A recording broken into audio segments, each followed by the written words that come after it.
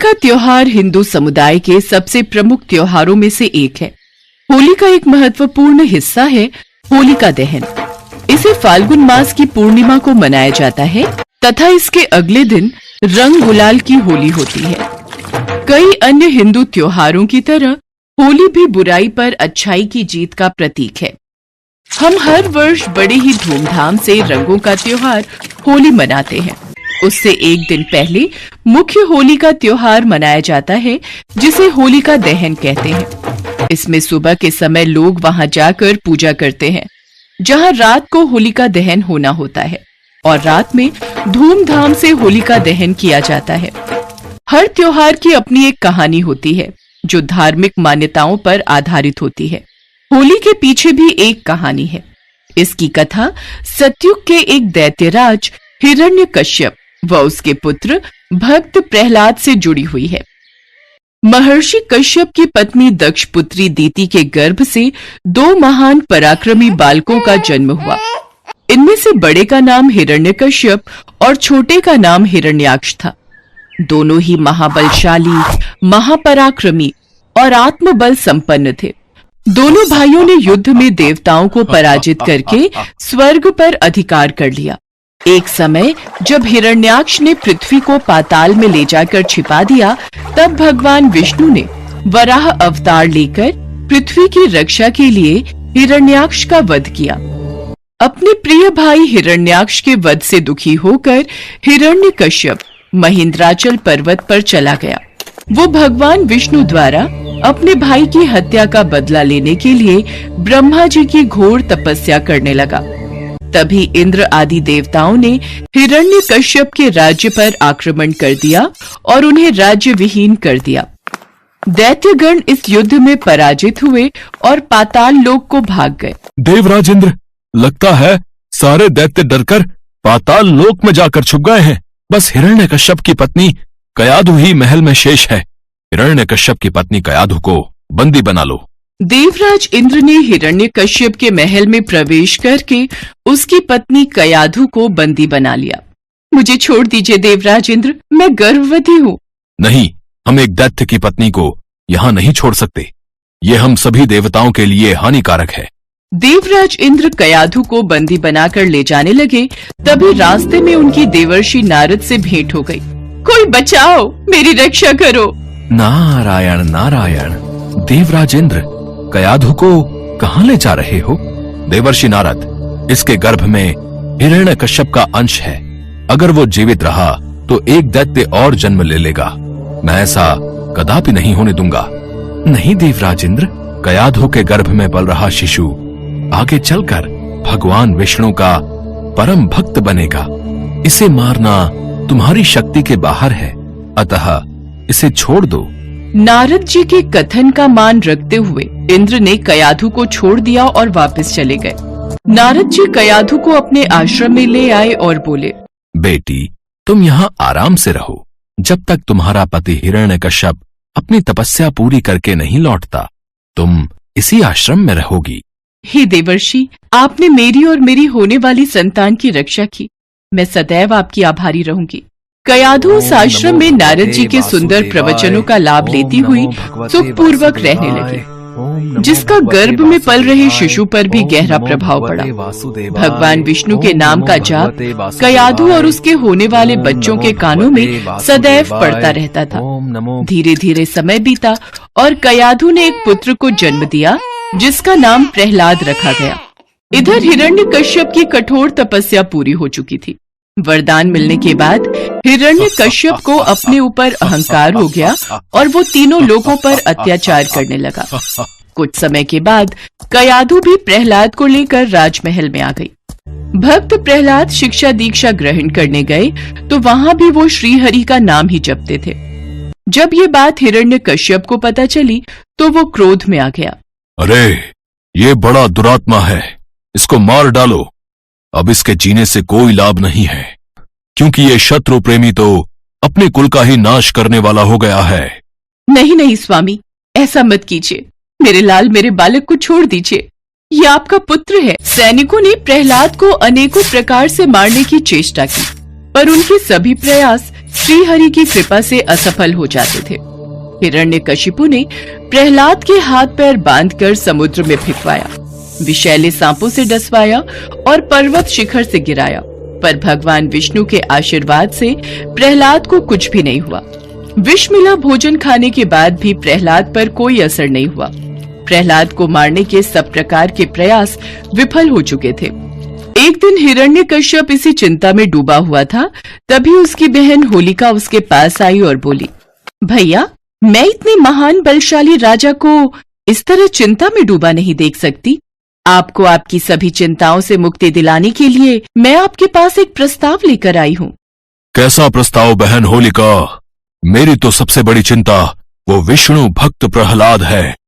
मुझे तो सिर्फ उसे मृत्यु दंड देना है, उसके बाद मेरी सारी चिंताएं दूर हो जाएंगी। हाँ भैया, मेरे पास एक रास्ता है जिसके द्वारा आप प्रहलाद को मार सकते हो। भैया, आप तो जानते ही हो, मुझे भगवान ब्रह्मा से वरदान प्राप्त है कि अग्नि मेरा कुछ नहीं बिगाड़ सकती।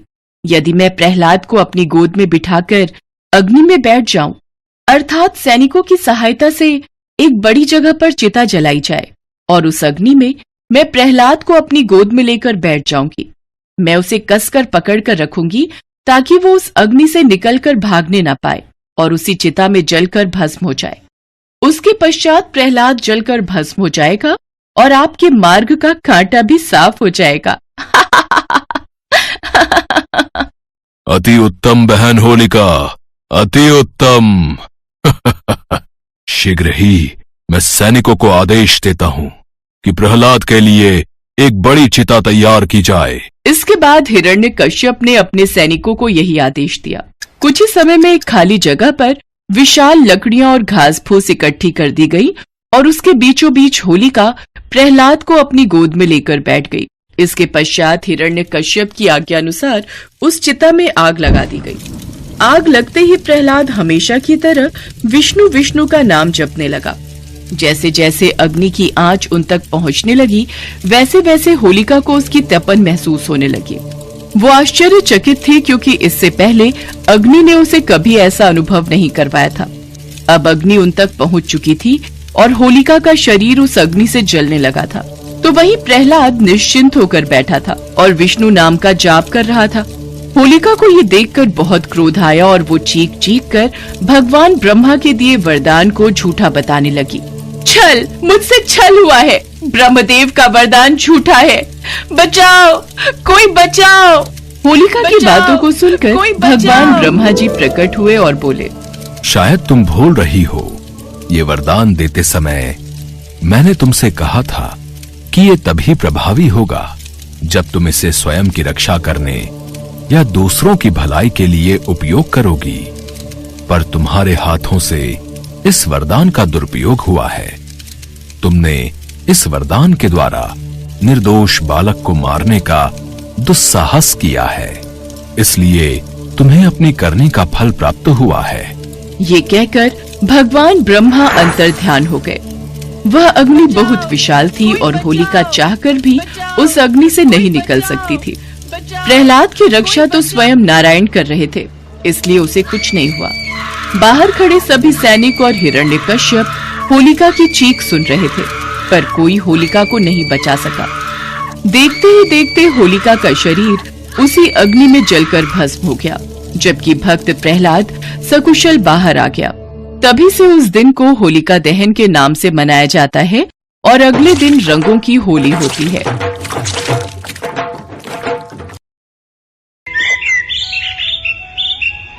महर्षि कश्यप की पत्नी दक्ष पुत्री दीति के गर्भ से 2 महान पराक्रमी बालकों का जन्म हुआ। इनमें से बड़े का नाम हिरण्यकश्यप और छोटे का नाम हिरण्याक्ष था। दोनों भाइयों में बड़ी प्रीति थी। दोनों ही महाबलशाली, अमित पराक्रमी और आत्मबल संपन्न थे। दोनों भाइयों ने युद्ध में देवताओं को पराजित करके स्वर्ग पर अधिकार कर लिया। एक समय जब हिरण्याक्ष ने पृथ्वी को पाताल में ले जाकर छिपा दिया, तब भगवान विष्णु ने वराह अवतार अवतार लेकर पृथ्वी की रक्षा के लिए हिरण्याक्ष का वध किया। अपने प्रिय भाई हिरण्याक्ष के वध से दुखी होकर हिरण्यकश्यप महेंद्राचल पर्वत पर चला गया। वो भगवान विष्णु द्वारा अपने भाई की हत्या का बदला लेने के लिए ब्रह्मा जी की घोर तपस्या करने लगा।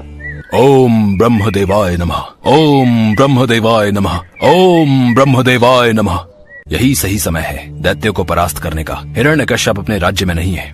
देवराज इंद्र, फिर तो हम दैत्यों पर आक्रमण कर देते हैं। इस तरह विचार करके देवताओं ने हिरण्यकश्यप के राज्य पर आक्रमण कर दिया और उन्हें राज्य विहीन कर दिया। दैत्यगण इस युद्ध में पराजित हुए और पाताल लोक को भाग गए। देवराज इंद्र, लगता है सारे दैत्य डरकर पाताल लोक में जाकर छिप गए हैं। बस हिरण्यकश्यप की पत्नी कयाधु ही महल में शेष है। हिरण्यकश्यप की पत्नी कयाधु को बंदी बना लो। देवराज इंद्र ने हिरण्यकश्यप के महल में प्रवेश करके उसकी पत्नी कयाधु को बंदी बना लिया। कोई बचाओ, मेरी रक्षा करो। नहीं, हम एक दैत्य की पत्नी को यूं खुला महल में नहीं छोड़ सकते। ये हम सभी देवताओं के लिए हानिकारक है। देवराज इंद्र कयाधु को बंदी बनाकर ले जाने लगे। तभी रास्ते में उनकी देवर्षि नारद से भेंट हो गई। नारायण नारायण। देवराज इंद्र, कयाधु को कहाँ लेकर जा रहे हो? देवर्षि नारद, इसके गर्भ में हिरण्यकश्यप का अंश है। अगर वो जीवित रहा तो एक दैत्य और जन्म ले लेगा। मैं ऐसा कदापि नहीं होने दूंगा। नहीं देवराज इंद्र, कयाधु के गर्भ में पल रहा शिशु आगे चलकर भगवान विष्णु का परम भक्त बनेगा। इसे मारना तुम्हारी शक्ति के बाहर है, अतः इसे छोड़ दो। नारद जी के कथन का मान रखते हुए इंद्र ने कयाधु को छोड़ दिया और वापस चले गए। नारद जी कयाधु को अपने आश्रम में ले आए और उससे बोले, बेटी, तुम यहाँ आराम से रहो जब तक तुम्हारा पति हिरण्यकश्यप अपनी तपस्या पूरी करके नहीं लौटता। तुम इसी आश्रम में रहोगी। हे देवर्षि, आपने मेरी और मेरी होने वाली संतान की रक्षा की। मैं सदैव आपकी आभारी रहूंगी। कयाधु उस पवित्र आश्रम में नारद जी के सुंदर प्रवचनों का लाभ लेती हुई सुख पूर्वक रहने लगी, जिसका गर्भ में पल रहे शिशु पर भी गहरा प्रभाव पड़ा। भगवान विष्णु के नाम का जाप कयाधु और उसके होने वाले बच्चों के कानों में सदैव पड़ता था। धीरे धीरे समय बीता और कयाधु ने एक पुत्र को जन्म दिया, जिसका नाम प्रहलाद रखा गया। इधर हिरण्यकश्यप की कठोर तपस्या पूरी हो चुकी थी। ब्रह्मा जी प्रकट हुए। हिरण्यकश्यप, मैं तुम्हारी तपस्या से प्रसन्न हूँ। मांगो, क्या वरदान मांगते हो? ब्रह्मदेव, मुझे ऐसा वरदान दीजिए, मुझे न कोई घर के भीतर मार सके, न घर के बाहर, न अस्त्र से, न शस्त्र से, न दिन में, न रात में, न मनुष्य से और न पशु से, न आकाश में, न पृथ्वी में। ठीक है पुत्र, यदि तुम्हारी ऐसी ही इच्छा है तो मैं तुम्हें ये वरदान प्रदान करता हूँ। वरदान मिलने के बाद हिरण्यकश्यप को अपने ऊपर अहंकार हो गया और वो तीनों लोगों पर अत्याचार करने लगा। कुछ समय के बाद कयाधु भी प्रहलाद को लेकर राजमहल में आ गई। भक्त प्रहलाद शिक्षा दीक्षा ग्रहण करने गए तो वहाँ भी वो श्री हरि का नाम ही जपते थे। जब ये बात हिरण्यकश्यप को पता चली तो वो क्रोध में आ गया। अरे, ये बड़ा दुरात्मा है, इसको मार डालो। अब इसके जीने से कोई लाभ नहीं है, क्योंकि ये शत्रु प्रेमी तो अपने कुल का ही नाश करने वाला हो गया है। नहीं नहीं स्वामी, ऐसा मत कीजिए। मेरे लाल, मेरे बालक को छोड़ दीजिए। ये आपका पुत्र है। सैनिकों ने प्रहलाद को अनेकों प्रकार से मारने की चेष्टा की, पर उनके सभी प्रयास श्री हरि की कृपा से असफल हो जाते थे। हिरण्यकश्यपु ने प्रहलाद के हाथ पैर बांधकर समुद्र में फेंकवाया, विषैले सांपों से डसवाया और पर्वत शिखर से गिराया, पर भगवान विष्णु के आशीर्वाद से प्रहलाद को कुछ भी नहीं हुआ। विष मिला भोजन खाने के बाद भी प्रहलाद पर कोई असर नहीं हुआ। जब प्रहलाद को मारने के सब प्रकार के प्रयास विफल हो गए, तब हिरण्यकश्यप की बहन होलिका उसके पास आई और बोली, भैया, आप निश्चिंत रहिए, मैं प्रहलाद को गोद में लेकर अग्नि में बैठ जाऊंगी। आपको याद है ना, मेरे पास ब्रह्मा जी द्वारा दी हुई वह शॉल है, जिसे ओढ़कर मेरे ऊपर अग्नि का कोई प्रभाव नहीं होता। यदि ऐसा है होलिका, तो मैं अभी सैनिकों को आदेश देकर बड़ी मात्रा में अग्नि जलाने का प्रबंध करवाता हूँ। इसके पश्चात होलिका प्रहलाद को अपनी गोद में लेकर प्रज्वलित अग्नि में प्रवेश कर गई, पर ईश्वर की कृपा से प्रहलाद को कुछ भी नहीं हुआ और होलिका जलकर भस्म हो गई। क्या? होलिका अग्नि में जलकर भस्म हो गई? इसी समय प्रहलाद को पकड़कर मेरे सामने लाओ। प्रणाम पिताश्री, जय श्री हरि। दुष्ट, तू निर्लज पापी है। मेरे सामने खड़े होकर तू उस हरि का नाम ले रहा है, जिसके बल पर तू ऐसी बहकी बहकी बातें करता है। तेरा वो ईश्वर कहाँ है? पिताश्री, श्रीहरि तो सभी जगह स्थित हैं। वो सब जगह है तो क्या इस महल में भी है? जी पिताश्री, इस महल में भी है। वो यदि यहाँ है तो मुझे इस खंभे में क्यों नहीं दिखाई देता? क्या तेरा वो विष्णु इस खंभे में भी है? जी पिताश्री, मुझे तो मेरे प्रभु श्रीहरि इस खंभे में भी दिखाई दे रहे हैं। इस विष्णु भक्त प्रहलाद को इस खंभे से बांध देता हूँ, देखता हूँ तेरा हरि तुझे कैसे बचाता है। तभी कयाधु दौड़ती हुई आती है और हिरण्यकश्यप से विनती करने लगती है। स्वामी, ये बालक है, इसे मत मारिए। मैं आपसे विनती करती हूँ, मेरे पुत्र को छोड़ दीजिए। नहीं, ऐसा नहीं हो सकता। अगर इसका हरि से बचाना चाहता है तो इस खंभे में से बाहर आएगा। प्रहलाद आंखें बंद किए जय श्री हरि नाम का जाप कर रहा था। ये देखकर क्रोध के मारे हिरण्यकश्यप स्वयं को संभाल नहीं सका और उसने बहुत जोर से उस खंभे पर आघात किया। उसी समय उस खंभे को तोड़कर एक विचित्र प्राणी निकलने लगा, जिसका आधा शरीर सिंह का और आधा शरीर मनुष्य का था। ये देखकर प्रहलाद सहित सभा में खड़े सभी लोग घबरा गए। यही भगवान श्री हरि का नरसिंह अवतार था। उनका रूप बड़ा भयंकर था। उनकी तपाए हुए सोने के समान पीली पीली आंखें थी। उनकी दाढ़ें बड़ी विकराल थी और वे भयंकर शब्दों से गर्जन कर रहे थे। उनके निकट जाने का साहस किसी में नहीं हो रहा था। ये देखकर हिरण्यकश्यप सिंहनाद करता हुआ हाथ में गदा लेकर नरसिंह भगवान पर टूट पड़ा। तब भगवान नरसिंह और हिरण्यकश्यप के बीच युद्ध आरंभ हो गया। नरसिंह भगवान ने हिरण्यकश्यप को झपट कर दबोच लिया और उसे सभा की चौखट पर ले जाकर अपनी जांघों पर गिरा लिया और बोले, हे हिरण्यकश्यप, ब्रह्मा जी के वरदान का आदर करते हुए मैं तेरा वध कर रहा हूँ। न दिन है न रात है, संध्या बेला है, न घर के भीतर न ही बाहर। मैं तुझे चौखट पर मार रहा हूँ। न ही मनुष्य और न ही पशु, बल्कि मेरा आधा शरीर मनुष्य और आधा शरीर पशु का है। मैं तुझे किसी अस्त्र या शस्त्र से नहीं, बल्कि मैं तुझे अपने नाखूनों से मार रहा हूँ। इतना कहते ही नरसिंह भगवान ने अपने नाखूनों से हिरण्यकश्यप के कलेजे को फाड़कर उसे पृथ्वी पर पटक दिया। फिर वहां उपस्थित अन्य असुरों और दैत्यों को खदेड़ कर मार डाला। भगवान नरसिंह का क्रोध बढ़ता ही जा रहा था। वे हिरण्यकश्यप के सिंहासन पर विराजमान हो गए। उनकी क्रोधपूर्ण मुखाकृति को देखकर किसी को भी उनके निकट जाकर उनको प्रसन्न करने का साहस नहीं हो रहा था। देवताओं के आग्रह पर माता लक्ष्मी उनके निकट आईं और भगवान के उग्र रूप को देखकर वे भी भयभीत हो गईं। तब ब्रह्मा जी ने प्रहलाद से कहा, पुत्र प्रहलाद, अब तुम ही भगवान नरसिंह को शांत कर सकते हो। जाओ, उनके समीप जाओ। प्रहलाद भगवान नरसिंह के समीप जाकर हाथ जोड़कर उनके चरणों में बैठ गए और भगवान नरसिंह के क्रोध को शांत किया। तत्पश्चात भगवान नरसिंह प्रहलाद को प्यार करने लगते हैं और प्रहलाद के आग्रह पर वो भगवान विष्णु के रूप में आते हैं और प्रहलाद को आशीर्वाद प्रदान कर अंतर्ध्यान हो जाते हैं।